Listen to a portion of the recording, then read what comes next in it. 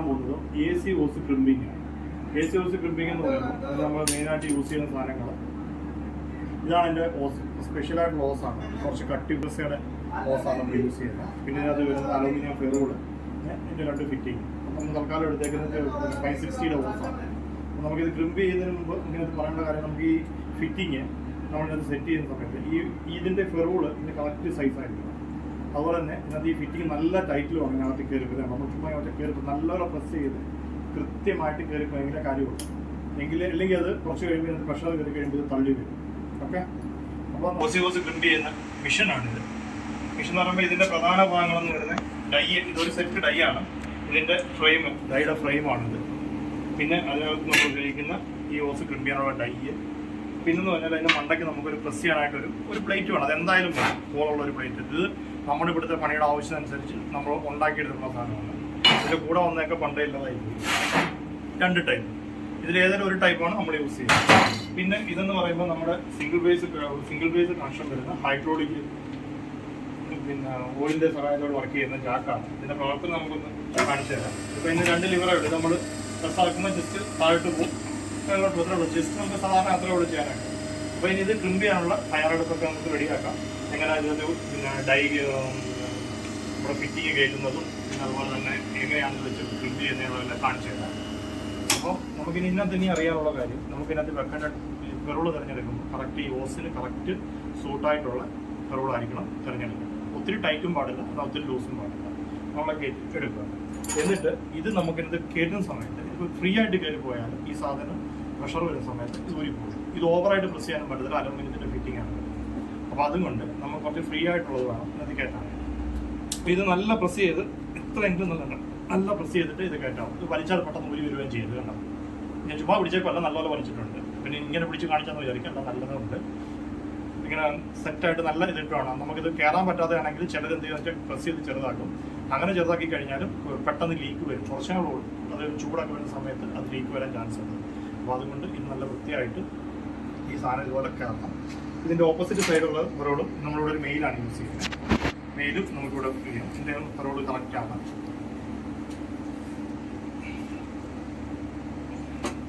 അപ്പം ഇത് സെറ്റായി. ഇനിയിപ്പോൾ നമുക്ക് ക്രിമ്പ് ചെയ്ത് നോക്കാം. ഓക്കെ, അപ്പോൾ ക്രിമ്പ് ചെയ്യുന്നത് എങ്ങനെയാണെന്ന് ചോദിച്ചു കഴിഞ്ഞാൽ അപ്പോൾ ഇതിൻ്റെ ഡൈ നമുക്കിതിൻ്റെ എപ്പോഴും താഴെ നമുക്ക് തിരിച്ചിട്ട് ഇത് ക്രിമ്പ് ചെയ്യാൻ ചില സമയങ്ങളിൽ നമ്മൾ തിരിച്ചിട്ട് ക്രിമ്പ് ചെയ്യും. അത് ഓരോ ഫിറ്റിങ്സിൻ്റെ ഇവിടുത്തെ ബുദ്ധിമുട്ട് ഇവിടെ തട്ടുക അങ്ങനെയൊക്കെ ഒരു മാത്രമേ ഉള്ളൂ. ഇപ്പോൾ ക്രിമ്പ് ചെയ്യുന്ന പറഞ്ഞാൽ ഇത് വെച്ച് കഴിഞ്ഞിട്ട് ഡൈ ഒറ്റ പീസ് ആയിരുന്നു, നമ്മൾ 2 പീസ് ആക്കിയതല്ല. കാലക്രമേണ അങ്ങനെ ആയിപ്പോയത്. ഡൈ എടുത്ത് സെറ്റ് ചെയ്യുക. ഡൈ എടുത്ത് സെറ്റ് ചെയ്ത് ഇതിൻ്റെ ഗ്യാപ്പെല്ലാം കറക്റ്റ് ആക്കി വെക്കണം.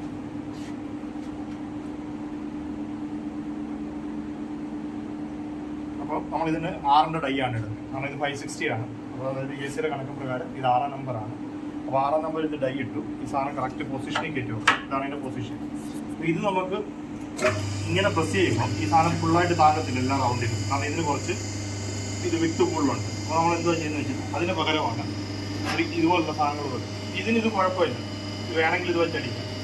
അതല്ല നമ്മൾക്ക് ഇതാ വെക്കാൻ പോകും. ഇത് നമ്മൾ ഉണ്ടാക്കിയ സാധനമാണ്. ഇത് വെച്ചു അനുസരിച്ച് ഈ ഡൈ കയറ്റിയിട്ട് ഈ മണ്ട സൈഡ് ഒരു ശകലം കയറിയിരിക്കുമ്പോൾ അത് കറക്റ്റായിട്ട് ആ ഡൈയുടെ മേളിൽ പൊങ്ങിയിരിക്കും. വെച്ച് കഴിഞ്ഞിട്ട് ഈ താഴത്തെ ഡൈയുടെ ലെവൽ വരെ പ്രസ് ചെയ്യും.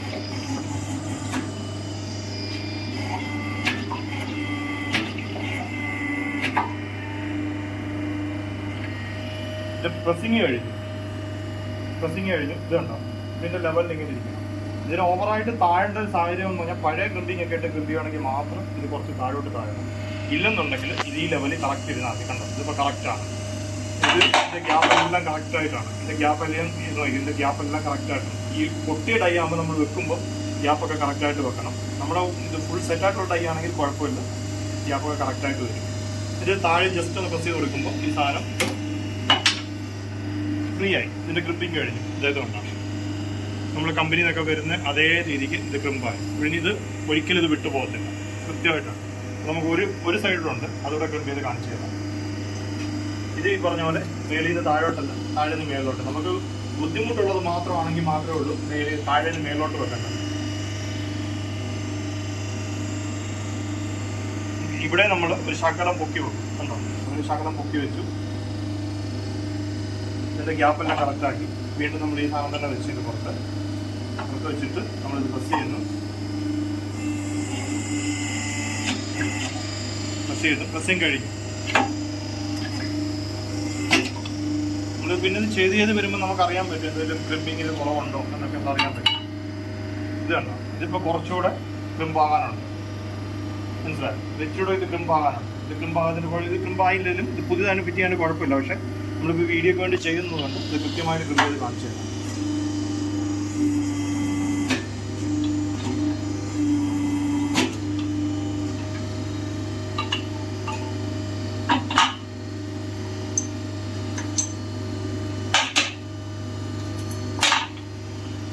ഇതിൻ്റെ ക്രിമ്പിങ് കഴിഞ്ഞു. ഇത് കണ്ടോ, അത്രേ ഉള്ളൂ. ഇനി ഇത് തിരിയത്തൊന്നുമില്ല. അഥവാ നമ്മൾ ക്രിമ്പ് ചെയ്തിന് എടുത്ത ശേഷം ഇത് തിരിയുന്നുണ്ടെങ്കിൽ അത് കറക്റ്റ് അല്ല. ഇതിപ്പോൾ തിരിയാത്തത് കൊണ്ട് ഇത് കറക്റ്റാണ്. അപ്പോൾ നമ്മൾ ജസ്റ്റ് ഒരു സാമ്പിൾ ജസ്റ്റ് ഒന്ന് അടിച്ചതേ ഉള്ളൂ. ഓക്കെ, അപ്പോൾ ഇത്രയേ ഉള്ളൂ നമ്മുടെ AC ഹോസ് ക്രിമ്പിങ്. ഇത് ചെയ്യാൻ നമുക്ക് ആദ്യമൊക്കെ ചെയ്യുമ്പോൾ ചെറിയ പേടിയും കാര്യങ്ങളൊക്കെ തോന്നുന്നു. ചെയ്ത് വരുമ്പോൾ ഇത് എളുപ്പമാണ്. വലിയ ബുദ്ധിമുട്ടുള്ള പരിപാടിയൊന്നുമില്ല. ഇനി അടുത്തൊരു ഹോസ് അല്ലെങ്കിൽ അടുത്തൊരു വീഡിയോ ആയിട്ട് കാണുന്നവരെല്ലാവർക്കും നന്ദി, നമസ്കാരം.